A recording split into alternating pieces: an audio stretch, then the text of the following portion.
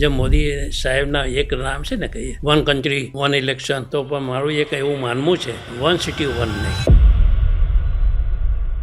એક શહેરના ત્રણ નામ હોવા મારી દ્રષ્ટિએ વ્યાજબી નથી લાગતા. તો અમદાવાદના લોકોને ખ્યાલ છે કે બધાએ અકબરે શરૂ કર્યું તો વાસ્તવમાં મારી દ્રષ્ટિએ 1535માં હુમાયુ અમદાવાદમાં આવ્યો હતો અને એ હુમાયુએ લગભગ 13 મહિના અહીંયા શાસન એનું ચાલ્યું હતું. હા, હાલમાં જેને આપણે ફતેહવાડી કહીએ છીએ, ત્યાં મોટી લડાઈ થઈ હતી, ઘણા બધા માથા કપાયા હતા. સરદાર વલ્લભભાઈ પટેલ છે એમ એ અમદાવાદમાં જ રહેતા, તો એ કઈ જગ્યાએ એક્ઝેક્ટ એમનું ઘર ક્યાં હતું? લાલ દરવાજામાં.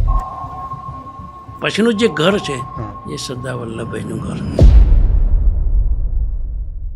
ગાંધીજી પહેલાં સરદાર આવ્યા. સરદાર અમદાવાદમાં આવે ને ત્યારે બેરિસ્ટર થઈને આવેલા, અને બેરિસ્ટર થઈને આવે એટલે એનો રૂબાબ જુદો હોય. ને જ્યારે ગાંધીજીની વાત આવી ત્યારે ગાંધીજીના એ ગેલો ગાંધો કહીને હસી કાઢતા વાત.